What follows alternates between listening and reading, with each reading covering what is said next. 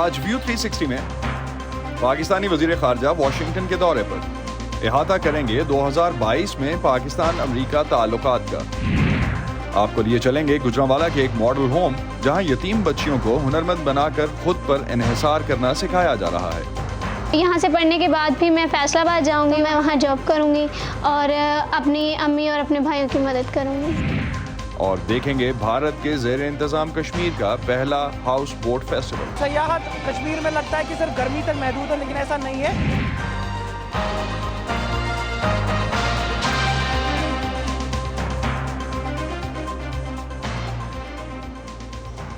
Voice of America Washington studio سے آپ سب کو خوش آمدید. آپ دیکھ رہے ہیں پروگرام ویو 360 اور میں ہوں اسد اللہ خالد. خیبر پختونخوا کے جنوبی شہر بنو میں انسداد دہشت گردی پولیس کے تھانے پر مبینہ عسکریت پسندوں کی طرف سے اتوار کو کیے جانے والا قبضہ آج دوسرے روز بھی برقرار رہا. اتوار کی شام سے کاؤنٹر ٹیررزم ڈپارٹمنٹ کے دفتر پر قبضہ کرنے اور اہلکاروں کو یرغمال بنانے کے بعد ان عسکریت پسندوں کی طرف سے افغانستان جانے کے لیے محفوظ راستے کا مطالبہ کیا جا رہا ہے. یرغمال بنائے جانے والے افراد ویڈیو پیغامات کے ذریعے حکومت کے علاوہ بنو کے سیاسی اور مذہبی رہنماؤں سے بھی مداخلت کی اپیل کر رہے ہیں. خیبر پختونخوا کے وزیر اعلیٰ کے مشیر برائے اطلاعات نے تھانے پر قبضے کی تصدیق کرتے ہوئے بتایا کہ عسکریت پسندوں کے حملے کے نتیجے میں ایک پولیس اہلکار اور کیپٹن سمیت 3 دیگر زخمی ہوئے ہیں. وائس آف امریکہ کے شمیم شاہد اس وقت ہمارے ساتھ پشاور سے موجود ہیں. ان سے جانتے ہیں اس واقعے میں اس وقت یہ ڈیولپمنٹ کہاں تک پہنچی ہیں اور آپریشنز کی کیا خبریں ہیں. شمیم، حکومت اور بنو کے عمائدین کی طرف سے ان یرغمالیوں کو چھڑانے کے لیے کیا اقدامات کیے جا رہے ہیں؟ کیونکہ ایک آپریشن کی بھی اطلاعات آ رہی ہیں اور اس کے علاوہ مذاکرات کی بھی. ایسا ہے کہ جب سے کل رات سے جب یرغمالیوں نے یہ جو عسکریت پسند ہے انہوں نے تانے پر قبضہ کر لیا تو اسی کے بعد اس تانے کو محاصرے میں لیا گیا ہے. سیکورٹی فورسز جس میں فوج کی جو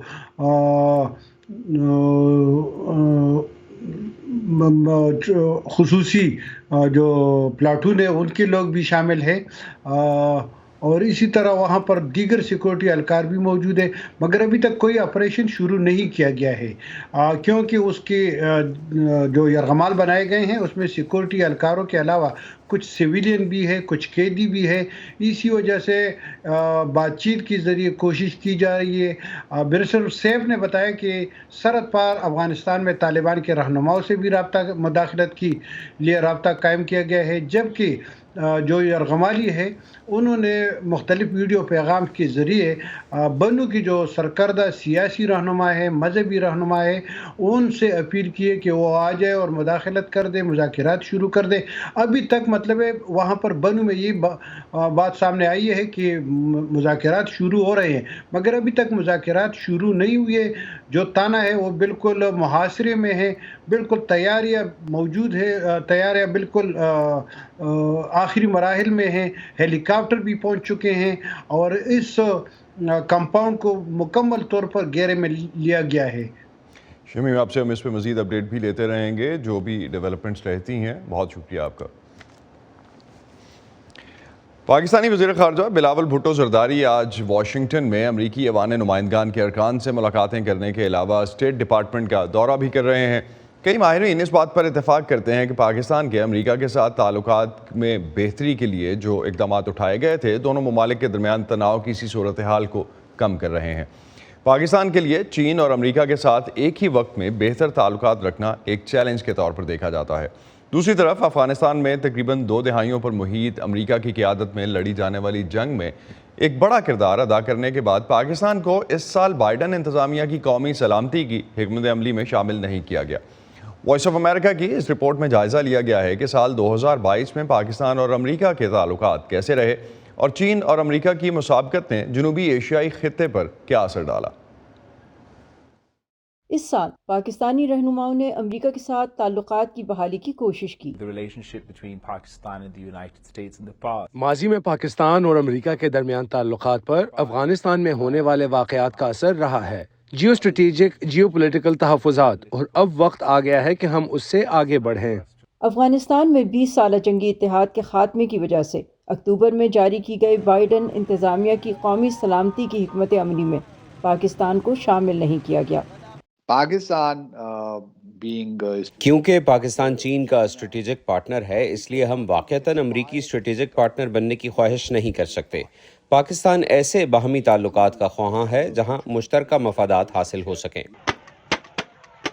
پاکستان میں معاشی مشکلات، سیاسی عدم استحکام اور امریکہ دشمنی نے تعاون میں پیچیدگیاں پیدا کر دی ہیں۔ اپریل میں عہدے سے ہٹائے جانے کے بعد سابق وزیر اعظم عمران خان نے امریکہ پر اپنی برطرفی کی سازش کا الزام لگایا۔ واشنگٹن اس الزام کی تردید کرتا ہے۔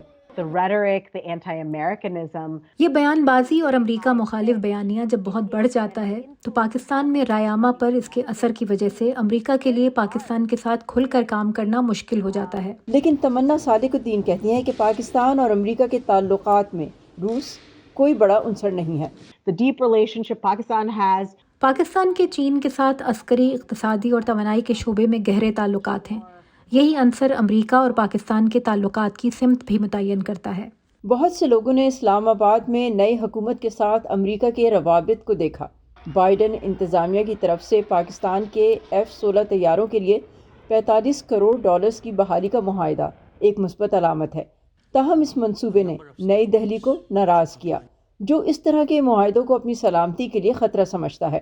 باسط کہتے ہیں کہ چین کا مقابلہ کرنے کی خواہش کی بنا پر امریکہ اور بھارت کے گہرے تعلقات پاکستان کی قومی سلامتی کو بھی متاثر کرتے ہیں۔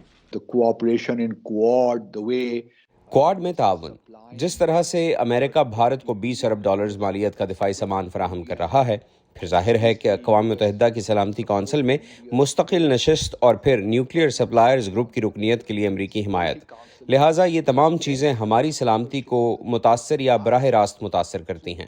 اکتوبر میں امریکی صدر جو بائیڈن نے ایک بیان میں پاکستان کو دنیا کے خطرناک ترین ممالک میں سے ایک قرار دیتے ہوئے کہا کہ اس کے پاس کوآرڈینیشن کے بغیر جوہری ہتھیار ہیں۔ اسلام آباد نے اس کی مذمت کی۔ ہم سب ہر بین الاقوامی معیار پر پورا اترتے ہیں۔ بعد ازاں امریکی محکمہ خارجہ نے پاکستان کے جوہری ہتھیاروں کو محفوظ بنانے کی صلاحیت پر اعتماد کا اظہار کیا۔ کچھ لوگوں کو یہ خدشہ بھی ہے کہ چین کے ساتھ واشنگٹن کا مقابلہ جوہری ہتھیاروں سے لیس حریفوں پاکستان اور بھارت کے درمیان اسٹریٹجک استحکام کو متاثر کر سکتا ہے۔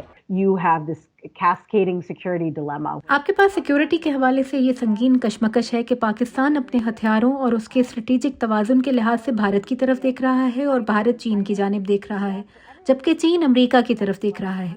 لہٰذا سب کی نظر اگلے بڑے ملک پر ہے، لیکن وہاں دیگر بڑے ملک بھی ہیں۔ جب بحران کی بات آتی ہے تو اس کے تیسرے درجے کے اثرات ہیں، خصوصاً بھارت اور پاکستان کے درمیان، چین اور بھارت کے درمیان، اور ہمیں امریکہ کو ان پر زیادہ توجہ دینے کی ضرورت ہے۔ 2023 پاکستان میں انتخابی سال ہے، جب ایک نئی حکومت یہ فیصلہ کرے گی کہ وہ امریکہ کے ساتھ کس طرح کے تعلقات استوار کرنا چاہتی ہے۔ واشنگٹن کا اصرار ہے کہ اس کا کوئی پسندیدہ نہیں اور پاکستانی عوام جس کو اپنا لیڈر منتخب کریں گے وہ اس کے ساتھ کام کریں گے۔ سارہ زمان کے ساتھ Saba Shah Khan, voice of America. Pakistan اور امریکہ کے تعلقات اور اسلام آباد کی خارجہ پالیسی میں اس سال کیا اہم تبدیلی دیکھنے میں آئی؟ بقول پاکستانی وزیر خارجہ کے گزشتہ کئی سالوں میں سیکیورٹی کے لینس سے چلنے والے تعلقات اب معیشت، صحت عامہ اور دوسرے شعبوں میں تعاون کی بنیاد پر آگے بڑھائے جا رہے ہیں۔ اس پر بات کرتے ہیں واشنگٹن بیس تھنک ٹینک ولسن سینٹر کے ایشیا پروگرام کے ڈپٹی ڈائریکٹر مائیکل کوگلمین اس وقت ہمارے ساتھ موجود ہیں۔ Thanks for joining Michael this morning. CENTCOM chief visited ZHQ last week. Is it a sign, is it a signal that US and Pakistan may be reviving the security ties altogether? Well, it's certainly an indication of interest on both sides to renew security ties. We do need to remember, though, that the Biden administration has not yet conducted a policy review of Pakistan, which means that there's no formal policy toward Pakistan. And that means that the meeting between the CENTCOM chief and the Army chief, the talks that took place were simply informal exploratory conversations, because if you don't have a formal policy to guide those talks, you're not going to expect to have anything major come out of those talks. But absolutely, it's an indication of an interest in both capitals in looking to renew security ties. Michael Kugelman کا کہنا ہے کہ indication ضرور ہے، اشارہ ضرور دیا جا رہا ہے، اور یہ اس بات کی طرف اشارہ کرتا ہے کہ پاکستان اور امریکہ کی जो सिक्योरिटी फोर्सेस हैं उनके ताल्लुकात और सिक्योरिटी टाइज जो हैं वो बहाल होने जा सकते हैं या होने जा रहे हैं, लेकिन दूसरी तरफ पॉलिसी रिव्यू जो बाइडन इंतज़ामिया की तरफ से किया जाना था, जिसके बाद एक फॉर्मल पॉलिसी रिव्यू के बाद ये तय किया जाता है कि किस तरह से किसी मुल्क के साथ ताल्लुकात खारजा पॉलिसी के लिहाज से आगे बढ़ाए जाएंगे, वो अभी तक नहीं किया गया। Michael, Pakistan's foreign minister is visiting US for the third time since taking over the office. What are America's expectations from Pakistan at this point? Well, given that the foreign minister was in Washington just a few months back, as you know, I imagine that there's not going to be high expectations on the U.S. side, in that there were already some very extensive high-level conversations. But I imagine that the U.S. will be looking to see what exactly the foreign minister is keen to discuss, and I think that he probably will want to discuss issues like flood relief, and also the broader issue of where Pakistan stands in its relationship with the U.S., even as the U.S. pursues its competition with China. But it's important to note that there's no indication at this point that the foreign minister will be meeting with his counterpart Antony Blinken.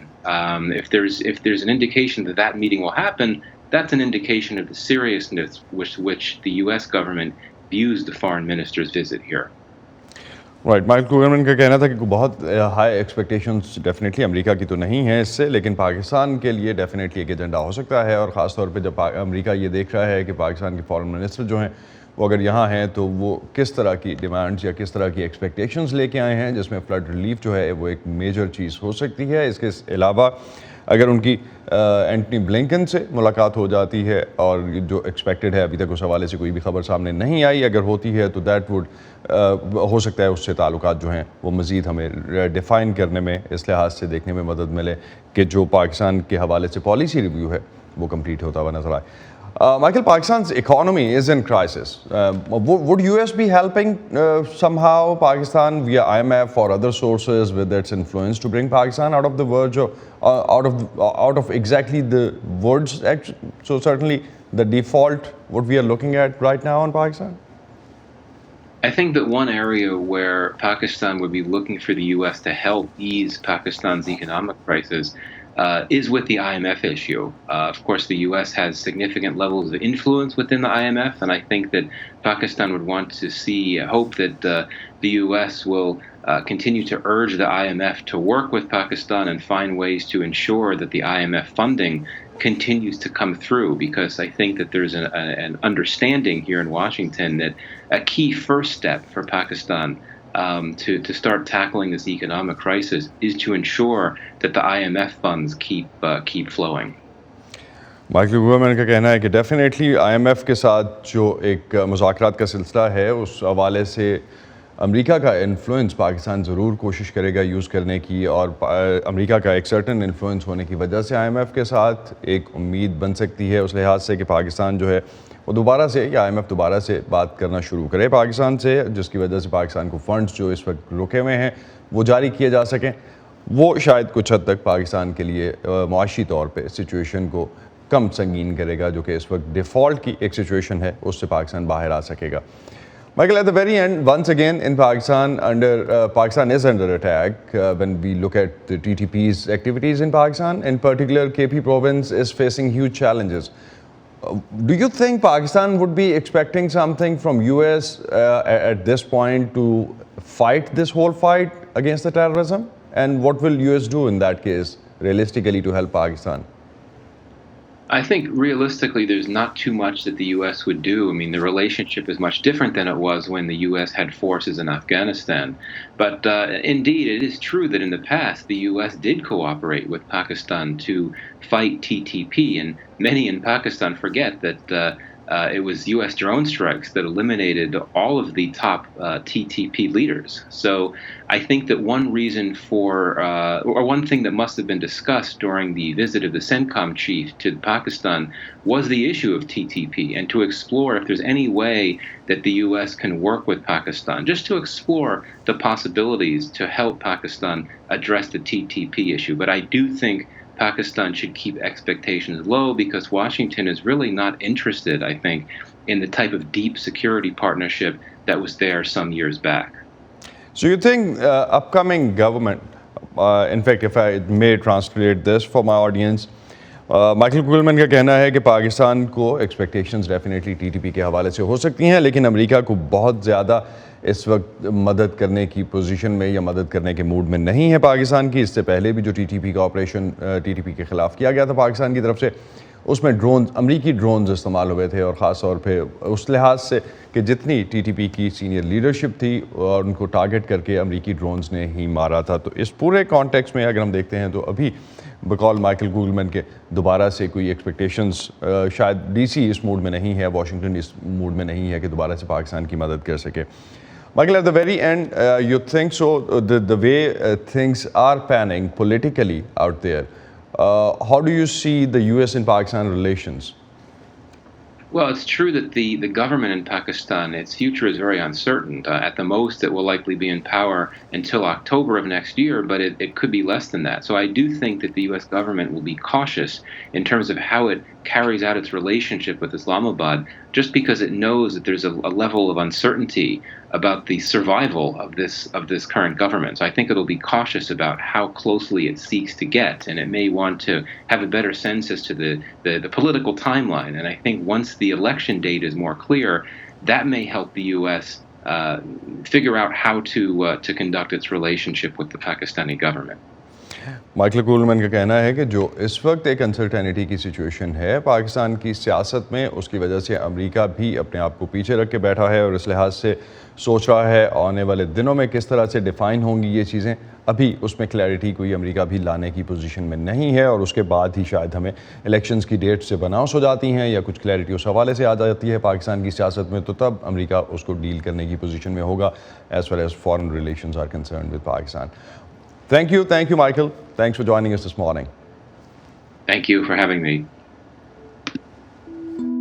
کیا آپ کے mobile اور laptop پر voice of America کی web site نہیں کھلتی؟ تو آپ ہمارا کانٹینٹ دیکھنے اور پڑھنے کے لیے ہمارے فیس بک پیج پر آئیں.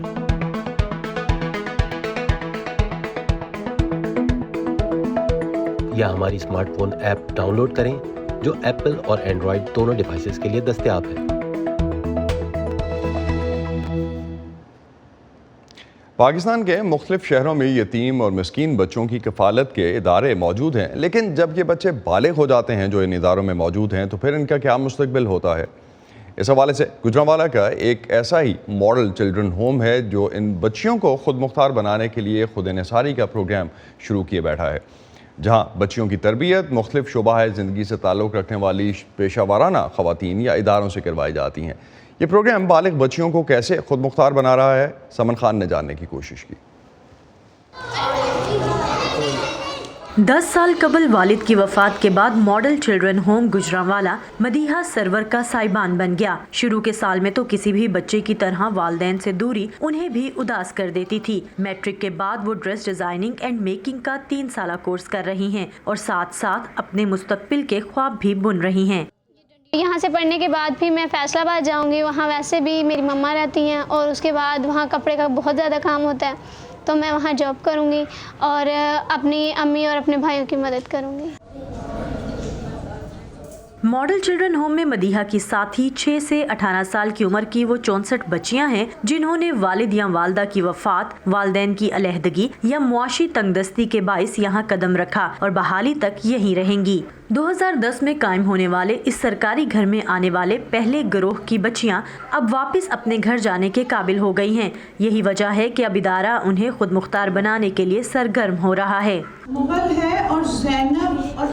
کوئی بچی میٹرک کے بعد اپنی پڑھائی کے سلسلے کو آگے بڑھانے کی تیاری کر رہی ہے تو کوئی بیوٹیشین، کوکنگ اور سلائی کڑھائی کا ہنر سیکھ کر گھر واپسی کا ارادہ رکھتی ہے. میں نے آ کے یہاں پہ بینگلز سیکھی ہیں بنانی، اور آگے میری جو بینگلز بنی ہوئی تھی میں نے اپنی مدر کو دی ہیں. انہوں نے اپنے پارلر میں وہ ایک جگہ پہ رکھی، پھر وہاں پہ لڑکیاں آئی کافی زیادہ، انہوں نے خریدی.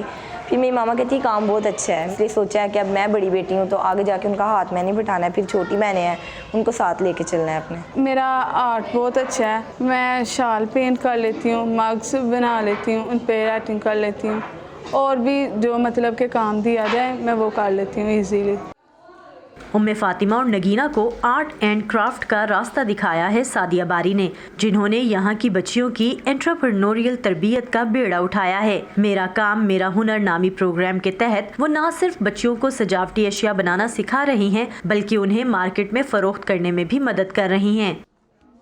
जब एक एंटरप्रेन्योर होता है तो उसको उसकी मार्केटिंग स्ट्रेटजी भी पता होनी चाहिए, pricing, budgeting, market handling, client dealing और नेगोशिएशन, ये सारे छोटे छोटी बातें होती हैं। अब ये जो बच्चियां हैं ये चीज़ें तो बना लेती हैं, लेकिन इनको इन चीज़ों की जो हमने है ट्रेनिंग दी है प्रॉपर, ऑफ एंड ऑन इनके सेशन होते रहे हैं। अलबारी की तरफ से फ्री ऑफ कॉस्ट इनको मटेरियल मिल रहा है और इनके पैसे बच्चियों के पास जाएंगे, वो अपने उन पैसों से री इन्वेस्ट करेंगी। लड़कियों की हिफाजत यकीनी बनाने के लिए यहाँ मोबाइल फ़ोन रखने की इजाज़त नहीं, इसलिए फ़िलहाल इन बच्चियों का काम इदारे की वेबसाइट से ही ख़रीदा जा सकता है, लेकिन मुकम्मल खुद मुख्तारी प्रोग्राम के बारे में भी सोचा जा रहा है। जैसे अगर बच्चियाँ कोई भी हुनर सीखती हैं, कोई भी काम करती हैं, तो उनको डिजिटलाइज़ किया जाए। अपने गवर्नमेंट डिपार्टमेंट को भी ये कहेंगे कि इनिशिएट लिया जाए कि अगर बच्ची मैट्रिक कैफ़े कर जाती है, वो मैच्योर हो जाती है, तो उनको डिजिटल मार्केटिंग में हम आगे लेके आएँ। तो ये हमारा पाइपलाइन में एक मतलब है और इंशाअल्लाह ताला मुझे उम्मीद है कि हम इसको लाजमी आगे लेके जाएंगे। मॉडल चिल्ड्रन होम की इंतज़ामिया कहती है कि ये इमारत इन बच्चियों के लिए सिर्फ चंद दिन का ठिकाना नहीं, बल्कि उनका घर है और उनका ये आशियाना उन्हें खुद मुख्तारी का तोहफ़ा देकर यहाँ से रुखसत करना चाहता है, ताकि ना सिर्फ इन बच्चियों की आने वाली ज़िंदगी आसान हो, बल्कि यहाँ की मुस्तकबिल की रिहायशियों के लिए भी एक मिसाल कायम हो सके। समन Khan, voice of America, Gujranwala. VOA news की नई स्मार्टफोन ऐप, ताज़ा तरीन खबरें, दिलचस्प ऑडियो वीडियो रिपोर्ट्स और मुनफरिद तज्ज़िये। देखें, सुने, पढ़ें और शेयर करें।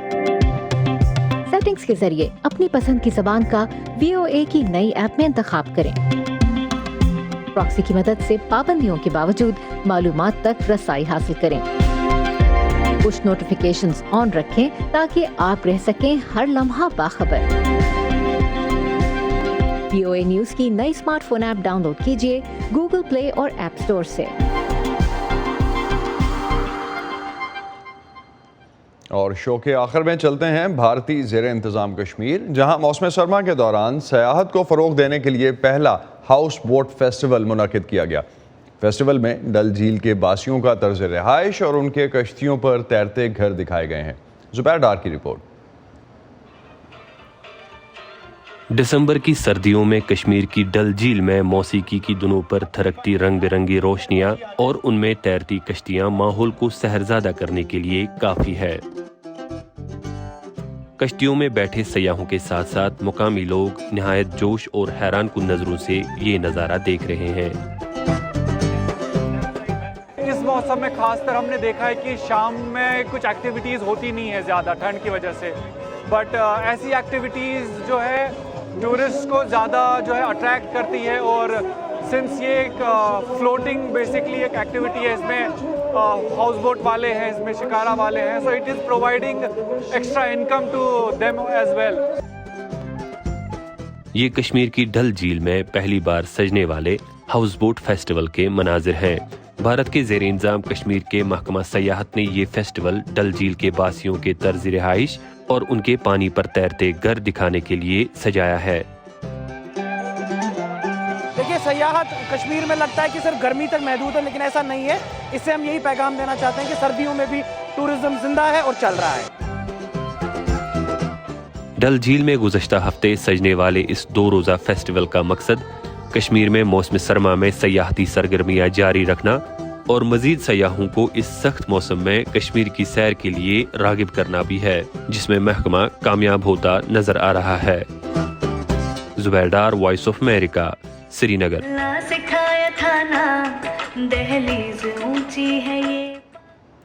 इसी पे ख़त्म करते हैं आज का व्यू 360। स्टे सेफ और प्रोग्राम पर फीडबैक के लिए आप आ सकते हैं हमारे सोशल मीडिया पेजेस पर। अब तक के लिए इतना ही। असदुल्लाह खालिद को इजाज़त दीजिए। खुदा हाफ़िज़।